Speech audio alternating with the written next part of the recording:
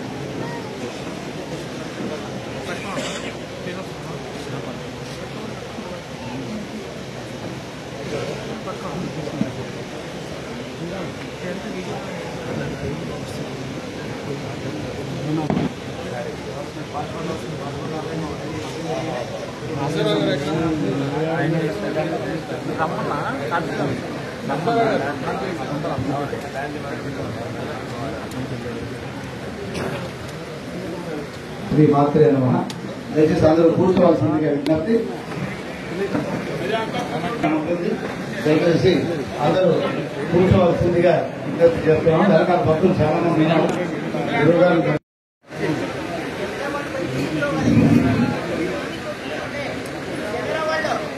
देहो हरीश्वरस्तुत्यां विहर्त्रीं विन्ध्यधरे हरप्राणेश्वरीं वन्दे हन्त्रीं विविधविद्विषाम् విజయవాడలో విరాజమానమైన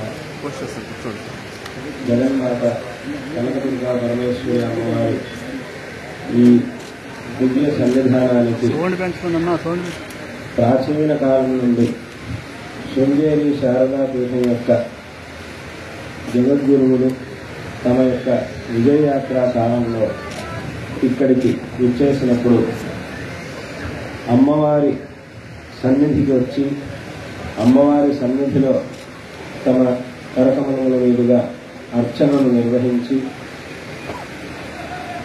అమ్మవారి సన్నిధిలో లోకక్షేమాన్ని ప్రార్థించడం, సమస్త ఆస్తికుల యొక్క యోగక్షేమాన్ని ప్రార్థించడం అనేటటువంటిది ఆరంభం నుంచి వచ్చినటువంటి సంప్రదాయం.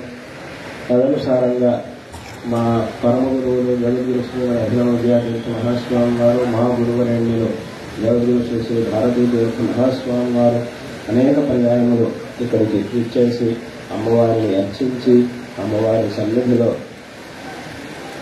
సమస్త ఆస్తికుల యొక్క యోగక్షేమాన్ని ప్రార్థించి అందరికీ కూడా ఆశీర్వాదాన్ని అందించారు. తదనంతరం వారి యొక్క పరిపూర్ణమైనటువంటి కృపతో, మా గురువుల యొక్క కృపతో ఇంతకుముందు 6 సంవత్సరాల క్రితం ఇక్కడికి మేము యాత్రలో వచ్చినప్పుడు అమ్మవారిని అర్చించాం. ఇవాటి రోజున మళ్ళీ అదే ఒక సందర్భం పునరావృతమైంది.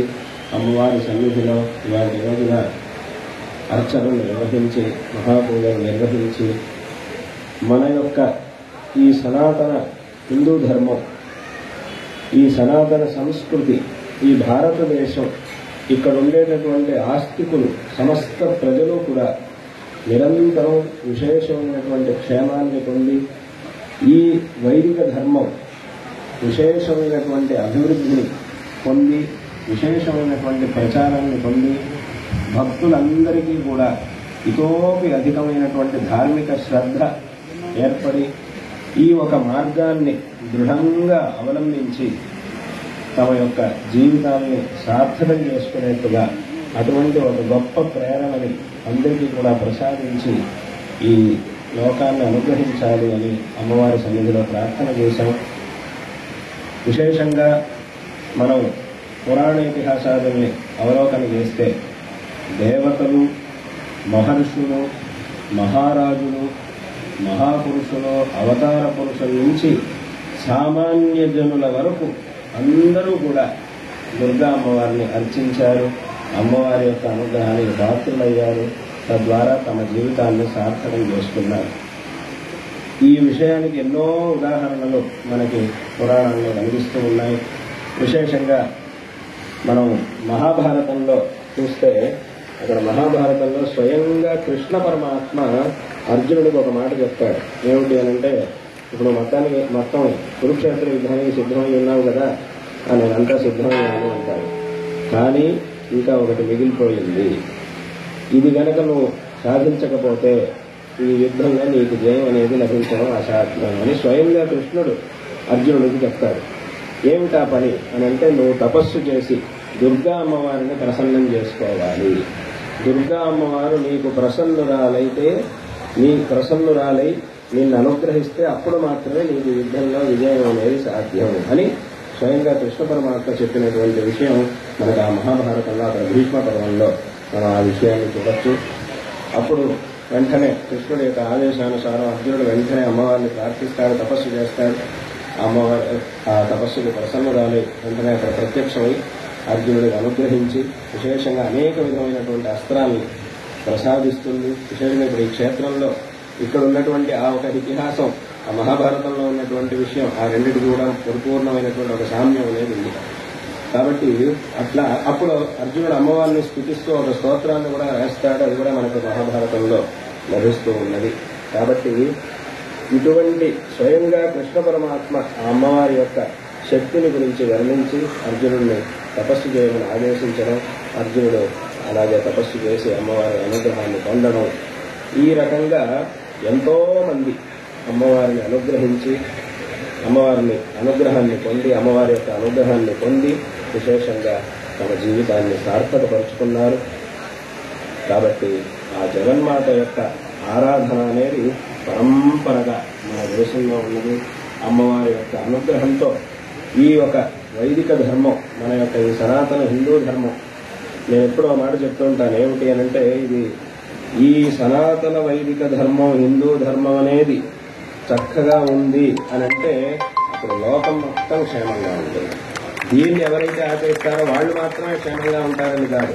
ఎందుకంటే ఈ ధర్మం అనేది మనకి ఎప్పుడూ కూడా నేను మాత్రం బాగుండాలి, నా వాళ్ళు మాత్రం బాగుండాలి, నా పరివారం మాత్రం బాగుండాలి అని అనడం నేర్పించలేదు ఈ ధర్మం మనకి. మొట్టమొదటిది మనం పుట్టినప్పటి నుంచి ఈ ధర్మం మనకి ఏం నేర్పించింది అంటే అందరూ బాగుండాలి, వాళ్ళు వీళ్ళు అనే భేదం లేకుండా లోకా సమస్త సుఖినో భవంతు, సర్వే జనా సుఖినో భవంతు అని అటువంటి ఒక మనస్థితిని ఈ సనాతన ధర్మం మనకి నేర్పించిందే తప్ప ఎప్పుడు కూడా మా వాళ్ళు బాగుండాలి, వీళ్ళు బాగుండాలి అనేటటువంటి ఆ సంకుచిత భావనకి ఇక్కడ అవకాశమే లేదు. అటువంటి ఒక విస్తృతమైనటువంటి దృష్టి మన యొక్క సనాతన ధర్మం మనకి ఇస్తూ ఉన్నది. కాబట్టి ఈ ధర్మం చక్కగా నిలబడింది అనంటే అప్పుడు సమస్త ప్రపంచము బాగుంటుంది. దీనికి ఏమన్నా ఈ సంకష్ట స్థితి వచ్చింది అనంటే అప్పుడు ప్రపంచంలో కేవలం దీన్ని అనుసరించే వాళ్ళకి మాత్రమే ఇబ్బంది కలగడం కాదు, సమస్త ప్రపంచానికి అది సంక్షోభానికి కారణం అవుతుంది. ఎందుకంటే శాస్త్రం, వేదం మనకేం చెప్తోంది? ధర్మో విశ్వస్య జగత ప్రతిష్ఠ అని చెప్తోంది. ఈ సమస్త ప్రపంచాన్ని ఇస్తోంది. ఎన్నో రోజులుగా పూజ్య గురుదేవులు ఇక్కడికి రావాలని ఆశించి పరితపిస్తూ ఉన్న నాకు ఈరోజు ఒక సదావకాశాన్ని గురువు గారు ప్రసాదించారు. ఇది దుర్గా మల్లేశ్వరుల యొక్క అనుగ్రహంగాను, అలాగే శ్రీశైల భ్రమరామ మల్లికార్జునుల యొక్క ఆశీర్వాదంగాను, జ్ఞానప్రసూనంబ కాళహస్తీశ్వరుల యొక్క మహద్ ఆశీర్వచనంగాను నేను భావిస్తూ, మహామహా పుణ్యక్షేత్రాలు కలిగినటువంటి ఈ రాష్ట్రంలో శృంగేరి పీఠం చేస్తున్నటువంటి కృషి సనాతన ధర్మానికి అండగా నిలబడిన తీరు, ఆది శంకరుల గారి నుంచి నేటి వరకు ఆ పీఠం నిలబడినటువంటి తీరు బహుశా అద్వితీయమని చెప్పవచ్చు ప్రపంచంలో. అందుకే జగద్గురువులుగా భాషిస్తున్నటువంటి శారదా అమ్మవారి యొక్క ఆశీర్వాదాలతో జగద్గురు పీఠం మనకు దక్కడం, మనకు సమీపంలో ఉండడం, ఆ జగద్గురువు యొక్క కృపా కటాక్ష వీక్షణాలు మన రాష్ట్రం అంతటా ఉభయ రాష్ట్రాల్లోనూ వ్యాపించి ఉండడం మన యొక్క అదృష్టంగా భావిస్తూ రాబోయే రోజుల్లో అత్యద్భుతమైనటువంటి ధార్మికమైనటువంటి కార్యక్రమాలను పీఠం నుంచి ఆశీర్వాదపూర్వకంగా మనకు అందబోతున్నాయి అని భావిస్తూ మా రాష్ట్ర ప్రభుత్వానికి, దేవాదాయ శాఖకు, అలాగే మా దుర్గా మల్లేశ్వర స్వామి దేవస్థానానికి వారి యొక్క అండదండలు, ఆశీర్వచనాలు మెండుగా ఉండాలని ప్రార్థిస్తున్నాము. ఈ మధ్యనే మనం తలపెట్టినటువంటి ఎన్నో కార్యక్రమాలు భగవద్ ఆశీర్వచనం వల్ల పరమ గురువుల యొక్క కరుణా దృష్టి వల్ల పూర్తి అయినాయి. ఎంతో కాలంగా మిగిలి ఉన్నటువంటి శివాలయం ఈ రోజు గురువు గారు అర్చన చేస్తుంటే మనసు పొంగిపోయింది. అభిషేకం చేస్తుంటే 5 ఏళ్లుగా మూతపడినటువంటి ఆలయం ఈ మధ్యనే ప్రారంభానికి నోచుకుంది. అత్యద్భుతమైనటువంటి ఆలయంగా ఆంధ్ర రాష్ట్రంలోనే ఒక గొప్ప ఆలయంగా నిలబడబోతోంది. అటువంటి ఆలయం పూర్తి కావడం, మరి సంగా నరసింహరావు గారు అనేటువంటి ఒక పరమ గొప్ప దాత ఆ యాగమండపాన్ని పూర్తి చేసి 36 స్తంభాల యాగమండపాన్ని అత్యద్భుతంగా తీర్చిదిద్దడానికి వెనక ఉన్నటువంటి కారణం గురుదేవుల యొక్క ఆశీర్వచనమే. అది పెద్ద గురువు గారు ఇక్కడికి వచ్చినప్పుడు పెద్ద స్వామివారు ఇచ్చినటువంటి ఆనతి మేరకు దాదాపు 10 సంవత్సరాలు ఆయన కాచుకుని ఆ మాట కోసం ఈరోజు సంపూర్ణంగా చేసి గురువుల గారి యొక్క పాద స్పర్శతో ఆ యాగశాల పునీతమైందనిగా నేను భావిస్తున్నాను. ఆయన జన్మ ధన్యమైంది. మాకు బహుశా ఇటువంటి చారిత్రకమైన అవకాశం అని నేను అందుకే అంటున్నాను. మరి ఇలాంటి ఒక దేవాలయంలో కనకదుర్గా వైభవాన్ని రాగానే, కనకదుర్గా వైభవం ఇక్కడ ఏమి సరైనటువంటి గ్రంథాలు లేవు, మూల చరిత్ర తెలిపేవి, మూల విషయాలను తెలిపే గ్రంథాలు లేవని అడిగినప్పుడు సీతారామాంజనేయ శర్మ గారు వెంటనే కూర్చొని పురాణాల నుంచి, వేదాల నుంచి, శాస్త్రాల నుంచి దుర్గా అమ్మవారి యొక్క వివిధ రకాలైనటువంటి అంశాలను సేకరించి అందులో ప్రస్తావించడం, కనకదుర్గా వైభవంగా ఆ పుస్తకాన్ని మనం అమ్మవారికి సమర్పించడం, అందుకు గురుదేవుల అనుగ్రహ భాషణాన్ని అందులో పేర్కొనడం మా యొక్క అదృష్టంగా నేను భావిస్తున్నాను. అంత దూరంలో ఉన్నారనే చింత లేకుండా ఏదో రకంగా నాకు ఆ ఆసిఫ్ పరంపర కొనసాగడం నా యొక్క పూర్వజన్మ సుకృతం. మా తల్లిదండ్రులు ఆ పీఠానికి ఆ పాదపూజ చేసిన పుణ్యమో ఏమో ఈరోజు రాయదుర్గంలో శంకర మఠంలో మేము చేసుకున్నటువంటి భాగ్యం అది. ఆయన్ను చిన్నప్పటి నుంచి అర్చించుకున్నటువంటి పుణ్య విశేషంగా నేను భావిస్తున్నాను. అలాగే అపౌరుషేయం శ్రీ మహాభాగవతం అనేటువంటి ఒక గ్రంథం ఉందని కూడా తెలియనటువంటి గ్రంథం. ఎప్పుడో అది అపౌరుషేయం అని ఎందుకన్నారంటే అమ్మవారిని బ్రహ్మ ప్రార్థించారట, అమ్మ నీ యొక్క శక్తిని తెలియలేకున్నాను, నేను ఏం చేయాలి, ఎక్కడుంది, నాకు నీ గురించి తెలియాలి అంటే నా పాదాల చెంత చూడు, నీకు అక్కడ దొరుకుతుంది అని అంటే అప్పుడు ఆయన అమ్మవారి పాదాల చెంత ఆ అపౌరుషేయమైనటువంటి ఆ సంపత్తిని తీసుకున్నారని, అది తర్వాతి తరాలకు అందించారని అందులో పేర్కొనబడి ఉంది. ఏది ఏమైనా మన దగ్గర లేదు, భారతదేశంలో హ్యాంబర్గ్ యూనివర్సిటీలో ఉన్నటువంటి అతి పురాతనమైన గ్రంథం. ఈ భాగవతం కన్నా ముందు ఉద్భవించిందేమో అని నాకు కొంచెం అపచారం అయితే క్షమించండి, నాకు కొన్ని విషయాలు తెలియవు. మరి అంతటి ప్రశస్తమైన గ్రంథాన్ని గురువు గారి చేతుల మీదుగా, స్వామివారి చేతుల మీదుగా ఈరోజు సంస్కృత గ్రంథాన్ని ఆవిష్కరించాము. తెలుగు గ్రంథాన్ని ముందే ఆవిష్కరించిన మాట వాస్తవం. అందువల్ల సంస్కృత మూలాన్ని, ఆ సంస్కృత మూలం ఉంటే భారతదేశంలో నిలబడుతుందని నమ్మకం చేత సంస్కృత మూలాన్ని ఈసీఆర్టీ వాళ్ళ సహాయకాన్ని చేత దాన్ని ముద్రించాము. అది స్వామివారి చేతుల మీదుగా ఆవిష్కరించడం మాకు చాలా సంతోషాన్ని ఇస్తుంది. ఇలా మా దేవస్థానం అర్చకులు, వేద పండితులు, పరిచారకులు, తర్వాత మా సిబ్బంది అందరూ కూడా ధర్మానికి చేయడానికి నా మాటగా నా వెంట వస్తూ అనేక కార్యక్రమాల్లో నిమగ్నమై ఈ సంవత్సర కాలంగా చాలా గొప్ప మంచి పేరు తెచ్చుకుని దసరాలు, 2 దసరాలు, మొన్న దసరా మరీ 15 లక్షల మంది దాకా వచ్చి ఈ ప్రాంతమంతా అమ్మవారి నామస్మరణతో నిండిపోయింది.